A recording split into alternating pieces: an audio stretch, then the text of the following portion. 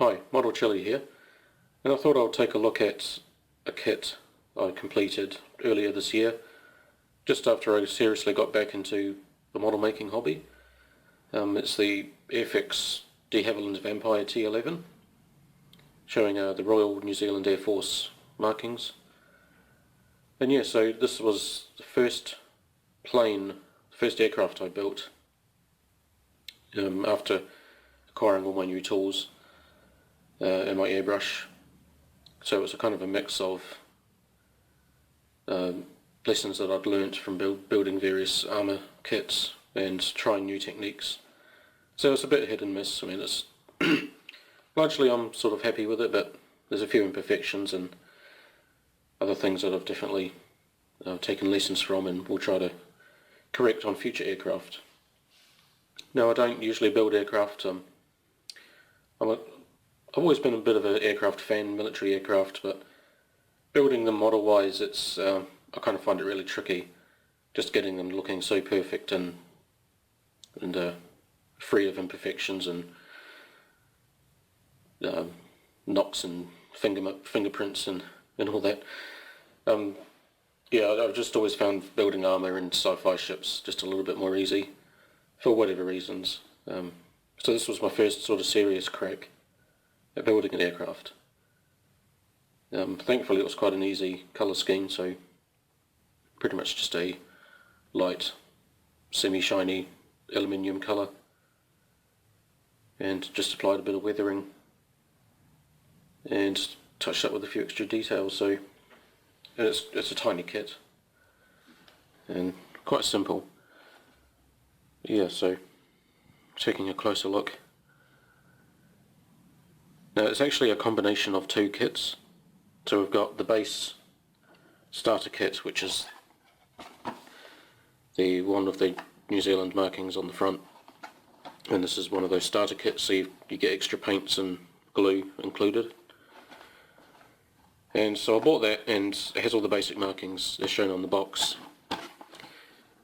But then a good friend of mine bought this kit, which is the other Airfix Vampire, which has got a couple of Royal Air Force markings. And I had a look in his kit, and the decal sheet was just amazingly more detailed. It had dozens of stencils and markings that the other kit didn't have. So since the Royal Air Force version was really cheap, it was probably about a third of the price of the starter kit version, I went ahead and bought both kits. So what you see on this kit here is a combination of the starter kit decals, which is the basic markings and serial numbers, and then the other kit decals, which is all the tiny stencils that sort of surrounds the aircraft. Now, I've seen a couple of versions of this in real life. We've got a copy of one a real one in the Air Force, the Royal New Zealand Air Force Museum here in Christchurch, and there's another one down in Ashburton, which is a town a few miles south of the city, and they pretty much look exactly the same as this. This was a time in the during a time in the Royal New Zealand Air Force just after they adopted the Kiwi roundel. Before that we used the Royal Air Force roundel with a silver fern imposed over the red circle in the middle. But from, I'm not sure of the year exactly, but I think it was the mid-60s, we adopted the Kiwi symbol. And there is one tiny scratch-built decal, which is the first aid symbol just behind the cockpit there. So that's quite a prominent feature on the real aircraft, but there was no decal representing that. So from the Royal Air Force kit, I just got a white square from the spare roundel, and then just a few other red lines that weren't used. Just carefully cut them up and then placed in a cross pattern. And that was the same on the other side. So that's pretty much the only alteration I've made. As you can see, it's just absolutely packed with stencils right from the side of the nose all the way to the underside of the wing and the belly.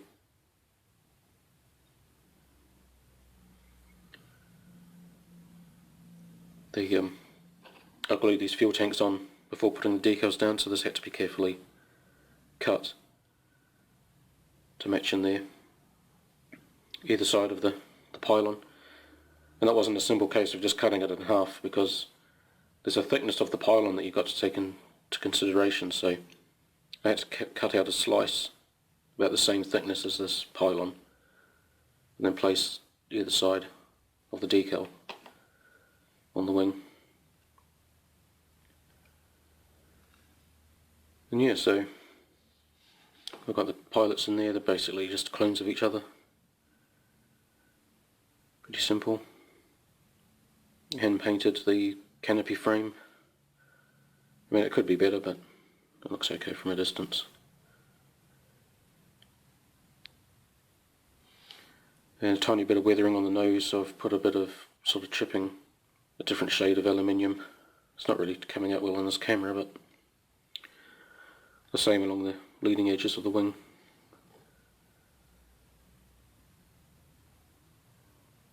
And a good few coats of microsol to get the decals to sort of sink into all the recesses of the wing there. Same on that side.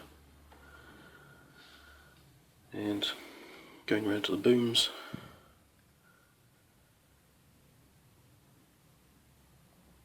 See, it's a small kit, but really nicely detailed.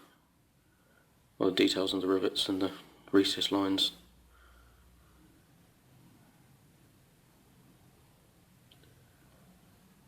And yeah, so after building this kit, I went and had a look at the real version in the museum, and there's one detail that I could have added, which is a tiny little aerial that sticks out of the left boom. So that would have been a nice little detail to add. I think it's probably past the point of adding at this point. I don't want to risk messing with the paint job. And I built this during a time when I was still experimenting with what sort of gloss coat to apply on my models. This is actually coated with the Vallejo gloss varnish, which I kind of had a lot of trouble getting a consistent spray out of my airbrush, so I've since abandoned using that, and I've just resorted to the Tamiya spray can primer, the gloss and matte varnishes. So yeah, so that's pretty much that. It's a tiny, simple little kit, but I thought it was worthwhile showing off. So again, it's one of my early kits, so it's there's a few imperfections and things that I'm not so pleased with, but for example, I could have filled in some of these seam lines a bit more, but you know, it's all a learning experience, so I'll definitely make more of an effort the next time I build something like this. And the nose cone, if it comes up on camera,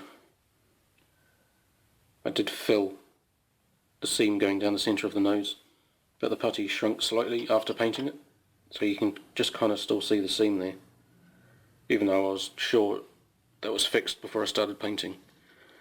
But it's since shrank back and revealed the line, which is a bit annoying, but again, it's one of those things, and now that I know, I'll know that to make sure that the putty is dried solid before I start painting, just to make sure the gap's completely gone.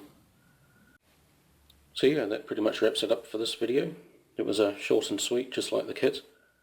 Yeah, so I hope you enjoyed having a look at that, and yeah, thanks for watching.